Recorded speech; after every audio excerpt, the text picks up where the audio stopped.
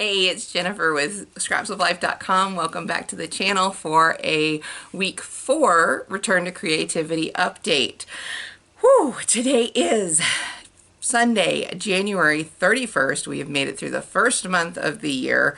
Where did the month go? I know mine went to stacks and stacks and stacks of paperwork and local, state, and federal deadlines and all that good stuff, but everything got done. I cannot say that it got done with grace and aplomb or anything like that, but it got done and that's what counts, right? I had another very stressful week, but it was nice to come home each night after working 11-hour days. It was nice to come home and have a project to pick up after dinner and shower and, you know, just kind of to relax with for a little bit. And I am very excited to say, and those of you who follow me on Instagram or Facebook have already seen that not only did I finish all the squares, in the individual squares, big and little, patterned and plain, I put them all into strips, got all the rows put together, and ta-da! It's a blanket! Oh my gosh, let's see. I don't think I can back up. My shelves are in the way of actually backing up so that you can see the whole thing. But it's a blanket. It really is. I have the last row. All right, let me sit down. I have this bottom row that has the one ornament section on it. I can see you. To go. And then I also have the top and bottom borders to attach, along with there's an edging in the denim color that goes along the sides and whatnot.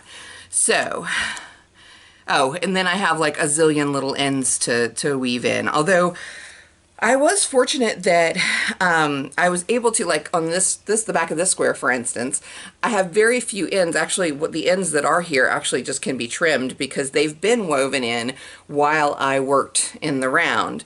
But there are still, and there are others that, you know, will be worked in, but there's still, you know, some squares didn't lend themselves to that as much depending on the stitch combinations and stuff. But yeah, I have a lot of end sewing to do, but that's fine. That's fine. But the blanket is massive.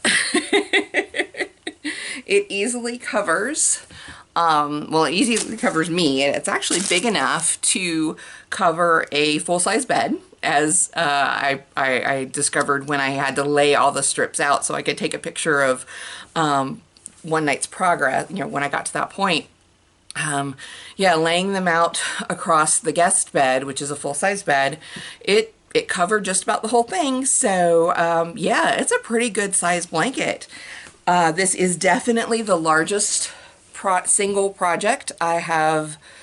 Well, it's not finished yet, but I will be. I will finish this before moving on to something else. It's the biggest one, even bigger than the yarn bombing project a few years ago. That was pretty, that might have been more more work because it was wrapping up the base of a crepe myrtle tree and then doing all sorts of different things. I'll try and find a picture and put it up here in the corner. If you didn't follow the blog back then, I might even have some footage of setting that project up that I just have never edited into a finished video or anything, because I do remember having my camera out there.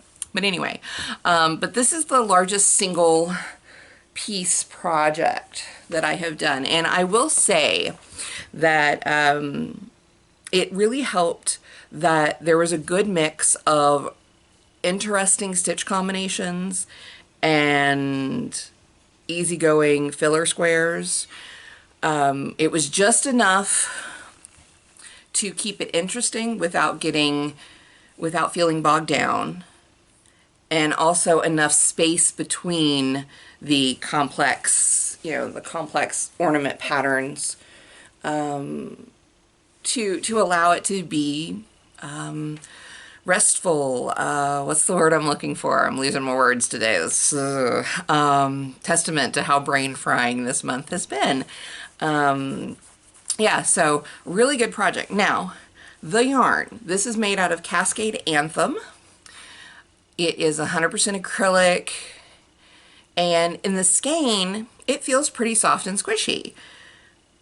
But I will say that once it's crocheted up, and this is just a product of crochet in general. It's not a definite that a crochet, well, okay. So crochet versus knit. Let's deal with that for a minute. Knitting tends to make a more drapey fabric.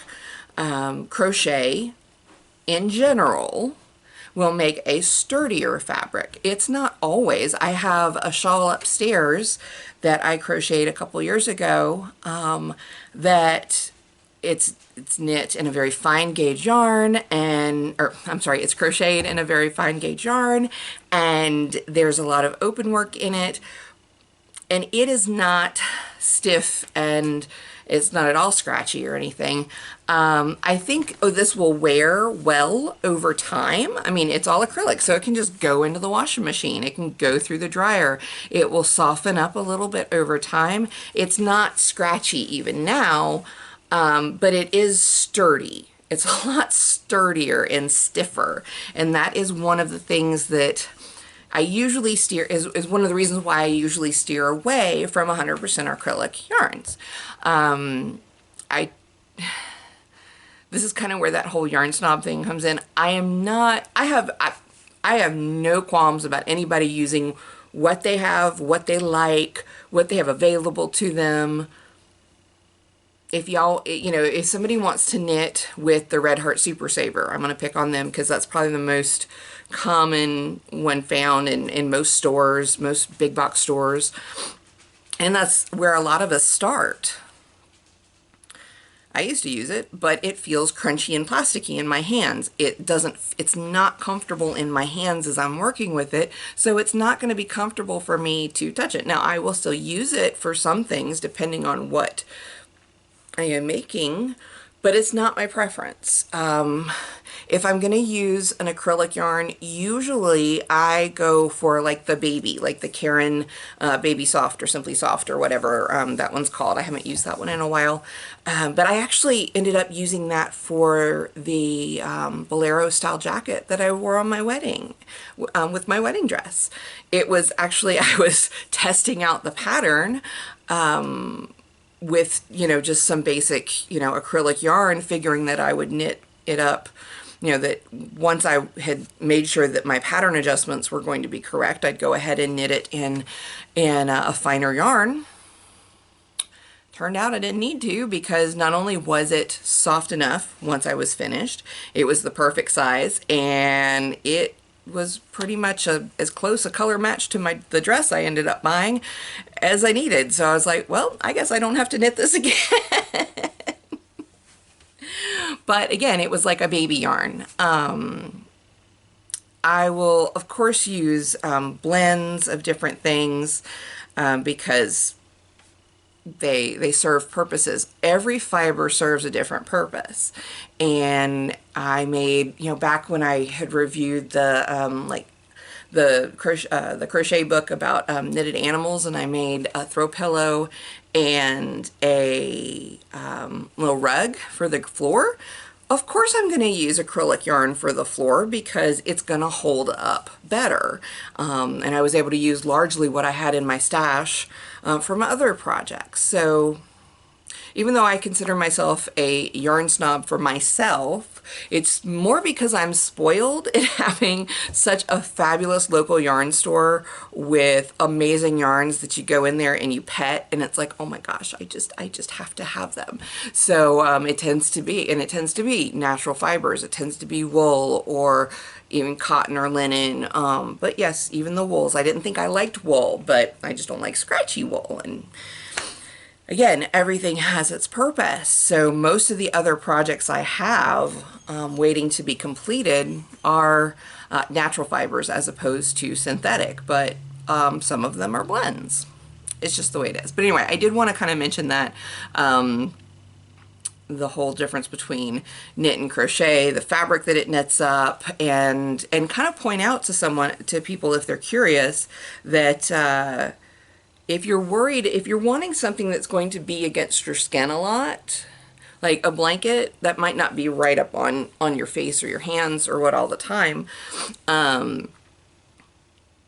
but if you're wanting to make like a sweater or mittens or a scarf or even a hat or anything, you're definitely going to want to knit or crochet a test piece.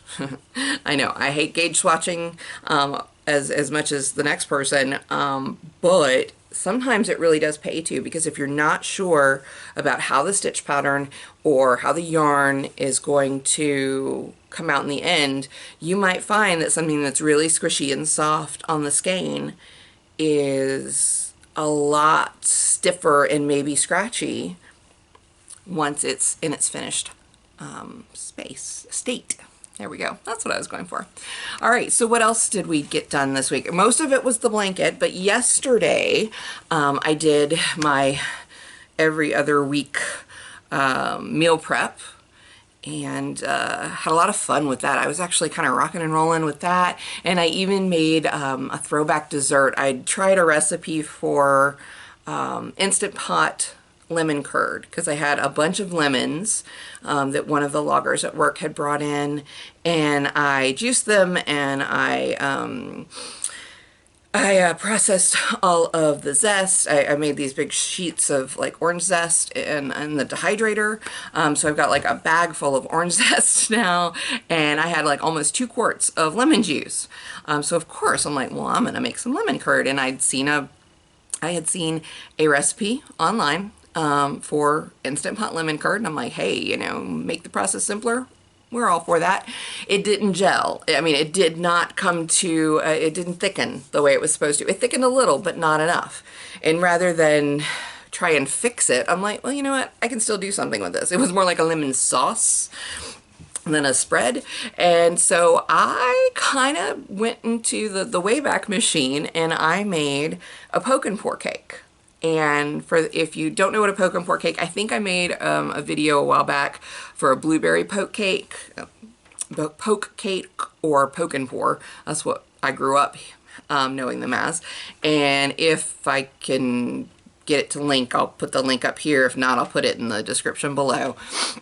And basically it's a sheet cake. You poke holes in it, and normally you would pour prepared gelatin, not set, but you know, the liquid gelatin, liquid flavored gelatin over it to seep into the holes in the cake, to moisten the cake, and then you put a layer of pudding mixed with Cool Whip or whip topping, and then another layer of whip topping over top of that. And I don't know, it's a product of the convenience food generation, but man, I have very fond memories of growing up with those as birthday cakes. So this time I was kind of craving cheesecake, which is not a normal thing for me. So I took the basic poke and pork protocol, procedure, if you will, and I used the lemon curd that had not set, the lemon sauce, in place of the Jell-O. And I had a King Arthur flour gluten-free white cake mix or yellow cake mix in the pantry, so I used that.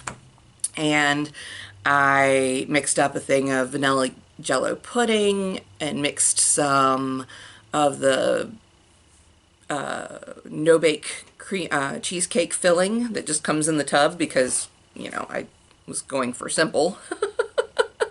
Yeah, we're going to keep with the theme of convenience products for this, minus the lemon curd, and some Cool Whip in there, and then, you know, topped it with more. And oh man, not only did it hit the spot, but it was a taste of nostalgia. Really, it was. Usually growing up, they were strawberry poke and pour cakes, and I think for my 25th birthday I actually requested one for my mom. That might have been the last time that Mama made me one, but yeah, it's so good, it's so simple, you know, it's no frills, it's not fussy, but it's good. So anyway, did that yesterday along with meal preps. And then I thought I was going to get to work, you know, go shower and then get to work immediately on the blanket. And then I decided apparently I needed a 3-hour nap. We'll chalk that one up to the work stuff for this week too. Anyway, so as we go into February, starting tomorrow, what's next? That's a good question. Like I said, I've got a couple of stuffy style projects that just need some minor finishing. Whoops, the dragon. And so I think I'm going to do those first as like quick wins, get a couple more things off the UFO list. And then from there, I don't know. We'll see. We'll see what I want to work on next. And I don't know that I'm going to stick with all fiber projects too, because I've got some other things going on. I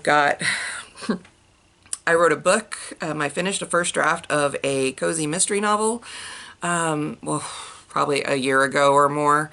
And that needs editing and so forth. So there's that. I want to do some painting. Wouldn't mind turning some of this stuff, some of these beads I have back here into jewelry. It's kind of whatever the little dopamine gremlins in the brain say, okay, we need this now. Speaking of that, I had a really good therapy session this past Friday. Still, I mean, it's just, it's nice to be able to talk to someone and not have to, I mean, he lets me explain myself as much as I feel the need to, but I don't have to try and convince, you know, I don't have to justify. I can just say, well, this happened. I acknowledge that it's because I was dopamine seeking, or, you know, it was, you know, twisted up in my brain because of XYZ or ADHD. And things will be interesting this year. Things will be interesting this year, and I am looking forward to making some good changes for myself. That's really what it comes down to. Making some good changes for myself. So far, the meds seem to be working. We're not changing anything there right now. And yeah, it's just a matter of keeping on and paying attention and getting everything else, you know, back where it needs to be. But I am so happy that you have decided to check in with me on this week 4 update.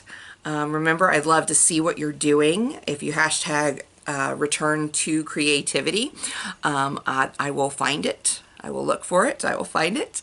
And again, if you want to see day-to-day updates of what I'm doing to keep my promise to myself of having at least 15 minutes of creativity a day, then follow me on Instagram at Scraps of Life, or on my Facebook page, which is, I think it's Scraps of Life blog. I don't remember, but it's down in the description box for sure. Because I have started this past week, I did start posting each day, posting updates, and I share them on Instagram, and I share them with Facebook. So yeah, that's 2 ways to see, kind of get a sneak peek of what's going on, and yeah, I think that's where we'll leave it. It's getting kind of late, and I need to get this video edited so that I can keep to my self-set schedule. Just because it's a deadline we set ourselves does not mean that it's less important than a deadline somebody else gives us, right? Right. Anyway, thank you guys so much for coming along on this journey with me. I hope that, you know, you get something out of it, and, you know, gosh, I just hope that you enjoy it. Got any questions? Leave them down below, or, you know, hit me up on Facebook or Instagram. And with that said, see you next time. I hope you have a creative day, a creative week, and take a little time for yourself.